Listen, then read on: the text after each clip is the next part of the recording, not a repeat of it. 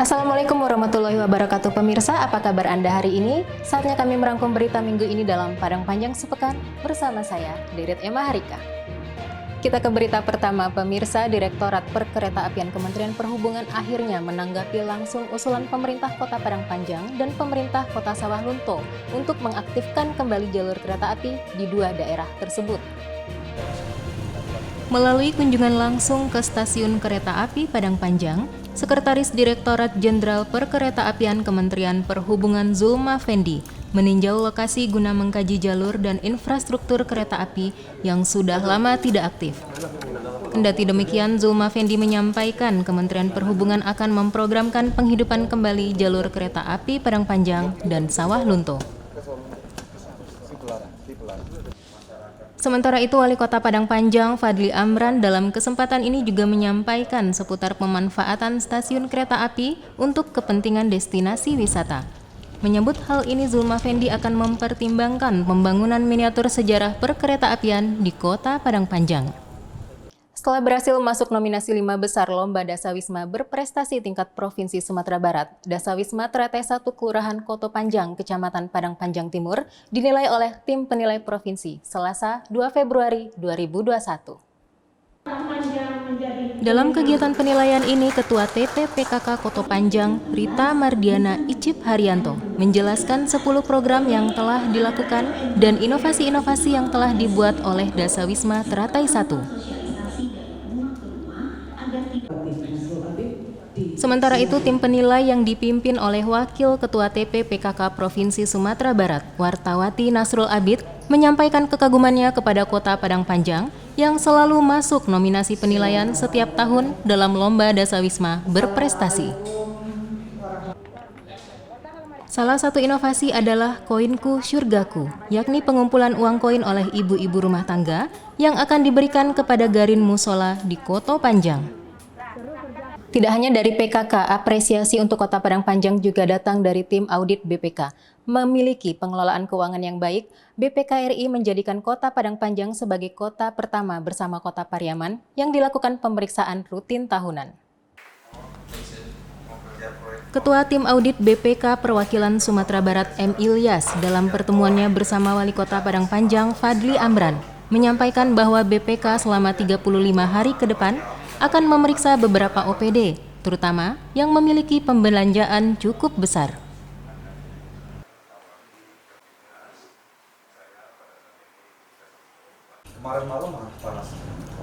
Menyambut baik hal ini, Fadli Amran berharap ke depannya ada digitalisasi dalam pengelolaan aset agar tidak terjadi kesalahan yang sama di masa datang.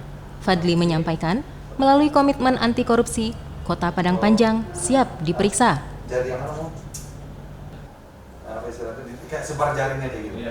Prestasi lainnya, pemirsa, PT PLN Persero Unit Pelayanan Pelanggan Kota Bukit Tinggi memberikan penghargaan kepada pemerintah Kota Padang Panjang karena pajak penerangan jalan umum Kota Padang Panjang tanpa tunggakan. Penghargaan ini diberikan oleh PT PLN Persero atas konsistensi pemerintah Kota Padang Panjang dalam pelunasan penerangan jalan umum atau PJU yang selalu tepat waktu selama tahun 2020. Manajer PT PLN Unit Layanan Pelanggan atau ULP Padang Panjang, Jupina Winata, menyebutkan bahkan tagihan PJU bulan Januari 2021 juga telah dilunasi pemerintah Kota Padang Panjang.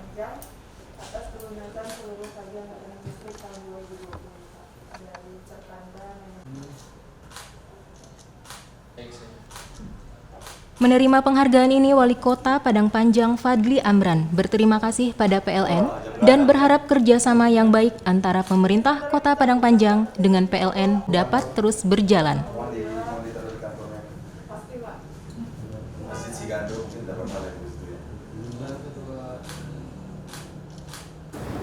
Recovery ekonomi masyarakat masih menjadi prioritas utama pemerintah Kota Padang Panjang dalam usulan program Musyawarah Perencanaan Pembangunan Tingkat Kecamatan Padang Panjang Timur. 1 Romawi garing 2021 tanggal Selasa 2 Februari 2021 dalam kegiatan Musrenbang tingkat Kecamatan Padang Panjang Timur, Wali Kota Padang Panjang Fadli Amran menyampaikan penyempurnaan dan penuntasan visi misi kota yang harus segera direalisasikan.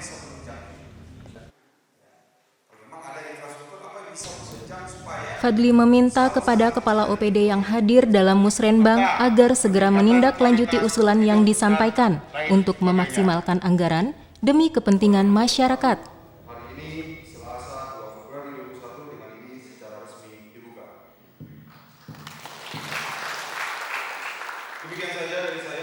Setelah Kecamatan Padang Panjang Timur, musyawarah perencanaan pembangunan juga dilakukan untuk Kecamatan Padang Panjang Barat, Rabu 3 Februari 2021. Selasa 2 Februari 2021, dalam kegiatan Musrenbang tingkat Kecamatan Padang Panjang Timur, Wali Kota Padang Panjang Fadli Amran menyampaikan penyempurnaan dan penuntasan visi misi kota yang harus segera direalisasikan. Fadli meminta kepada Kepala OPD yang hadir dalam Musrenbang agar segera menindaklanjuti usulan yang disampaikan untuk memaksimalkan anggaran demi kepentingan masyarakat. Sementara itu, Ketua DPRD Kota Padang Panjang Mardiansyah mengingatkan agar pelaksanaan Musrenbang tetap memperhatikan rancangan pembangunan jangka menengah 2018-2023 dan dapat ditentukan skala prioritas kegiatan yang akan dilaksanakan. Lawan COVID dengan vaksin, Wali Kota Padang Panjang Fadli Amran beserta istri Dian Puspita Fadli Amran mengikuti vaksinasi COVID-19 Rabu 3 Februari 2021. Bersama Forkopimda dan sejumlah pejabat pemerintah kota serta tenaga kesehatan, Fadli Amran bersama istri ikut serta dalam vaksinasi COVID-19 di Puskesmas Gunung, Kelurahan Ekor Lubuk. Dalam kesempatan ini, Fadli mengajak masyarakat agar mau ikut serta dalam vaksinasi sebagai bentuk kontribusi untuk bangsa dan negara.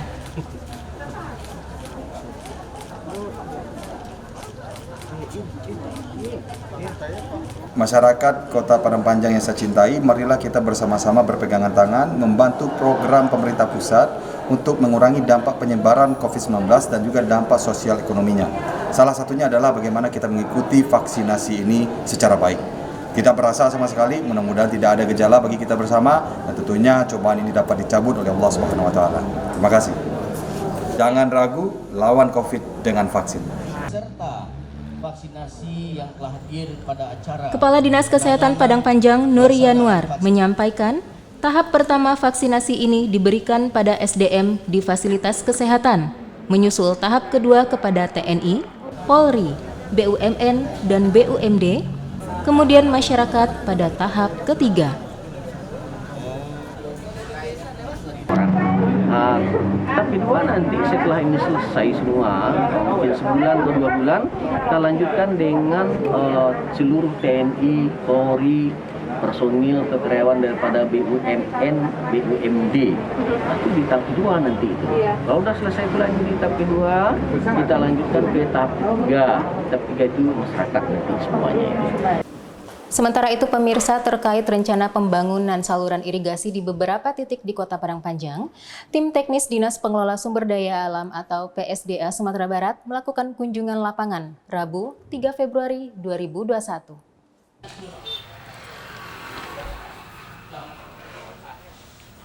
Usulan pembuatan saluran irigasi di beberapa titik di Kota Padang Panjang ini diperoleh dari Wakil Ketua Komisi 4 DPRD Provinsi, Mesra.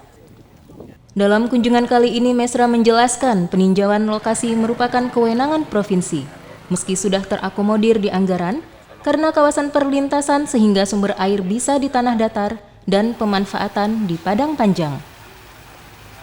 Sementara itu, Kepala Dinas PUPR Welda Yusyar berharap dengan bantuan dari PSDA provinsi tersebut, masyarakat khususnya petani dapat merasakan manfaatnya.